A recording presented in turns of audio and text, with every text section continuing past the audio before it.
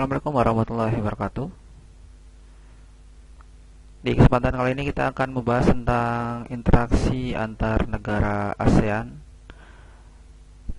Setelah sebelumnya kita sudah membahas tentang profil negara ASEAN, sejarah singkat, dan potensi alam ASEAN. Nah, untuk membuka kesempatan kali ini marilah kita buka dengan bacaan basmalah. Bismillahirrahmanirrahim. Nah, yang akan kita bahas pertama kali adalah pengertian kerjasama antar negara. Nah, berbicara tentang interaksi antar negara ASEAN, maka kita akan berbicara tentang kerjasama. Kerjasama itu apa? Ya, kerjasama itu artinya ada sebuah hubungan timbal balik antar dua individu atau kelompok.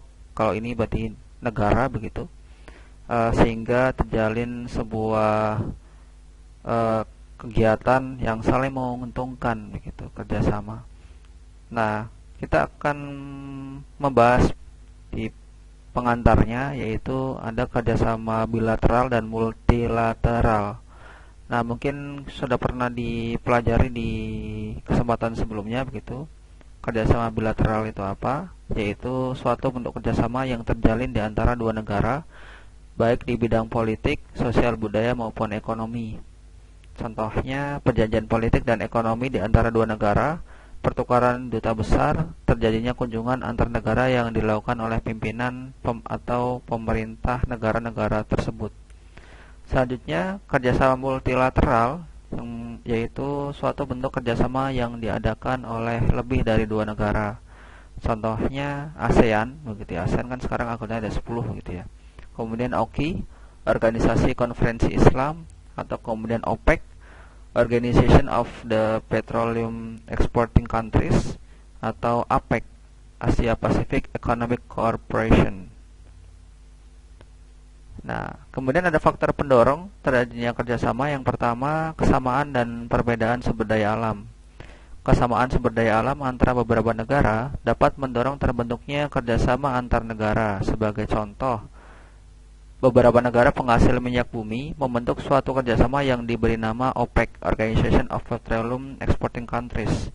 Perbedaan sumber daya pangan di setiap negara ASEAN juga melahirkan kerjasama. Indonesia mengekspor hasil pertanian ke Singapura. Indonesia juga mengimpor beras dari Myanmar dan Thailand untuk memenuhi kebutuhannya.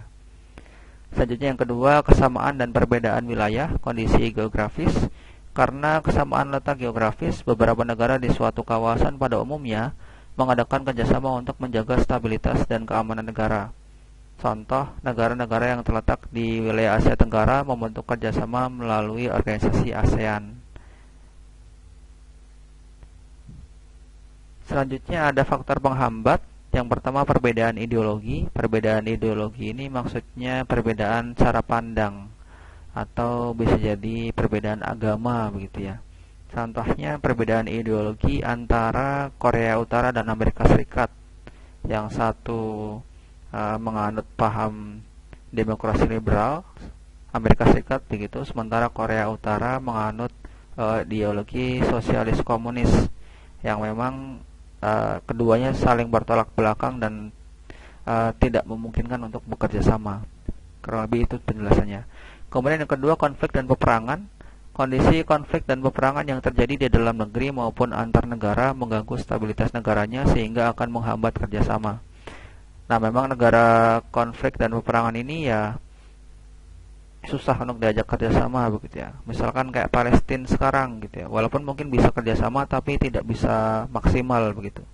Atau misalkan di beberapa negara yang memang masih terlibat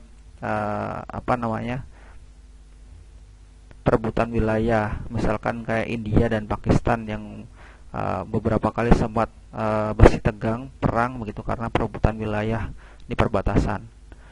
Nah, kemudian yang ketiga, kebijakan protektif. Suatu negara yang menerapkan kebijakan yang bertujuan melindungi kepentingan dalam negeri dan meningkatkan gaya saing, misalnya tidak menerima impor hasil pertanian karena dapat mempengaruhi kondisi pendapatan hasil pertanian di dalam negerinya.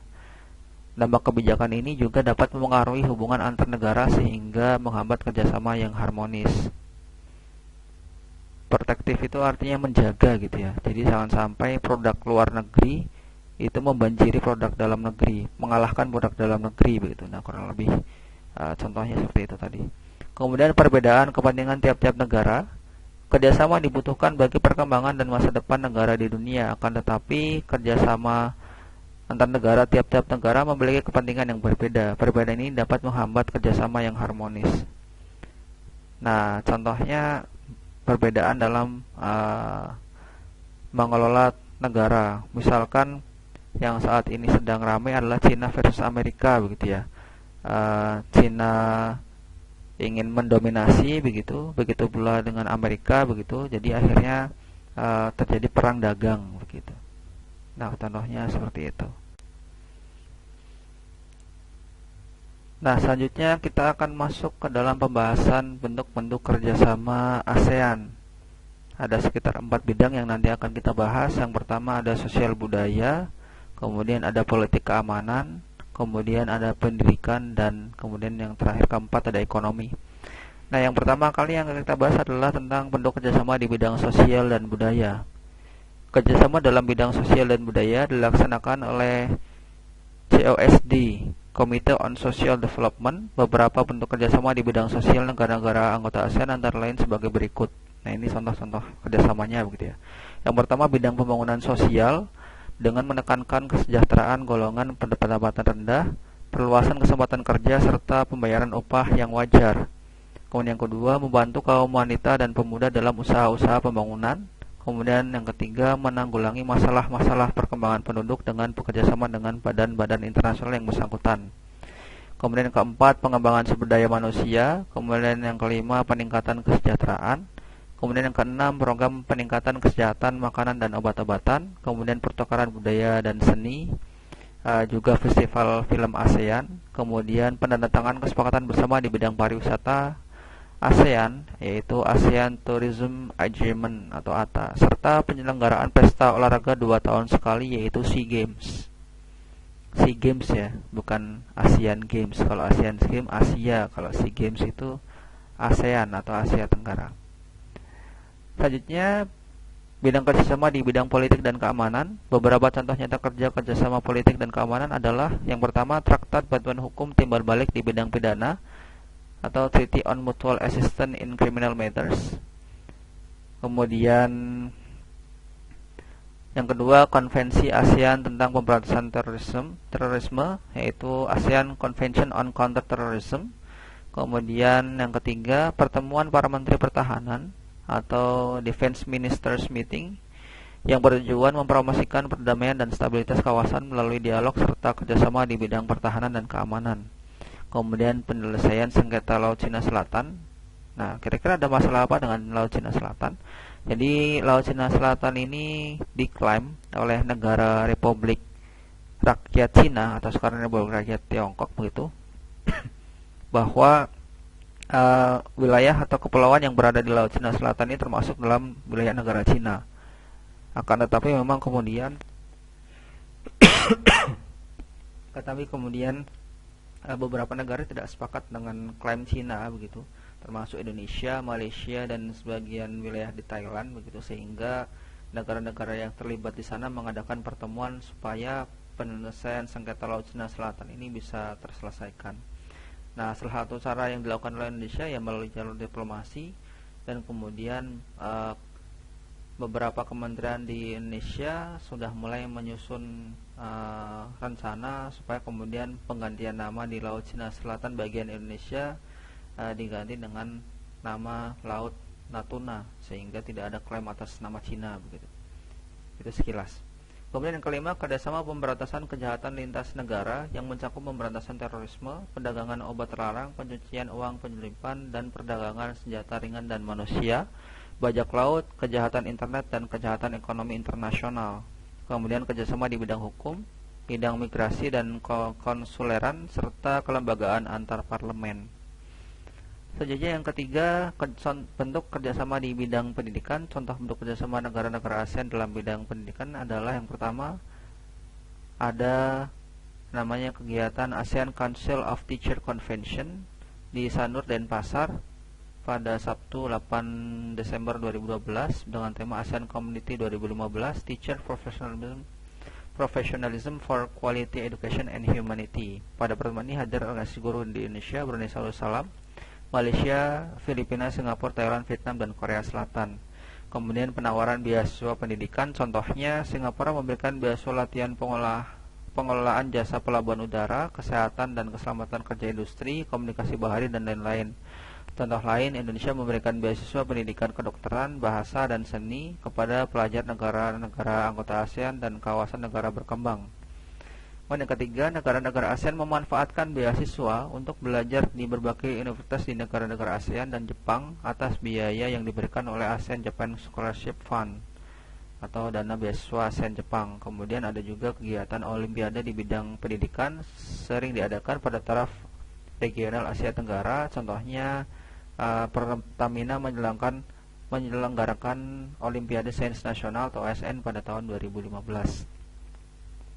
Nah, selanjutnya bentuk kerjasama di bidang ekonomi. Pada tahun 1992, kepala negara anggota ASEAN sepakat membentuk kawasan perdagangan bebas di ASEAN atau yang disebut juga dengan ASEAN Free Trade Area dengan tujuan meningkatkan kerjasama ekonomi negara-negara ASEAN agar terciptanya pertumbuhan ekonomi yang merata dan berkesinambungan. Kemudian yang kedua, meningkatkan investasi dalam kegiatan produksi dan jasa antar negara ASEAN. Kemudian meningkatkan produksi dan jumlah ekspor setiap negara anggota ASEAN. Kemudian pada KTT ASEAN ke-9 tahun 2012 disepakati pembentukan ASEAN Community dengan salah satu pilarnya adalah ASEAN Economic Community atau AEC atau Masyarakat Ekonomi ASEAN atau MEA yang pelaksanaannya sudah dimulai dari tahun 2015 dengan blueprint sebagai berikut. Yang pertama, menuju single market pasar tunggal dan production base, arus perdagangan bebas untuk sektor barang dan jasa, investasi, pekerja terampil dan permodalan. Kemudian menuju penciptaan kawasan regional ekonomi yang berdaya saing tinggi. Kemudian menuju suatu kawasan dengan pembangunan ekonomi yang merata, kemudian menuju integrasi penuh pada ekonomi global melalui pendekatan terpadu dan keikutsertaan. Nah, selanjutnya 3 pilar utama masyarakat ASEAN di tahun 2012 begitu ya, sudah disepakati. 2015 begitu disepakati untuk membentukkan 3 pilar utama masyarakat ASEAN. Yang pertama, ASEAN Security Community atau ASC, Masyarakat Keamanan ASEAN. Kemudian ASEAN Economic Community AEC atau Masyarakat Ekonomi ASEAN. Kemudian ASEAN Socio-Cultural Community atau ASCC, Masyarakat Sosial Budaya ASEAN. Nah, negara-negara ASEAN juga telah menetapkan ASEAN Free Trade Area mulai tanggal 31 Desember 2015. Artinya, perdagangan barang dan jasa antar negara ASEAN dapat keluar masuk tanpa biaya.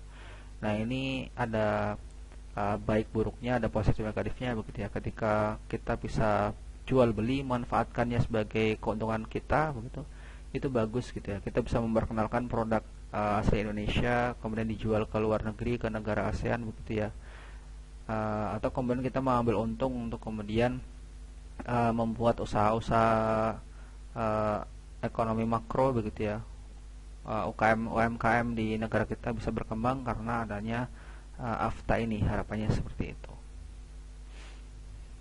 Nah, mungkin itu saja untuk materi interaksi antar negara ASEAN.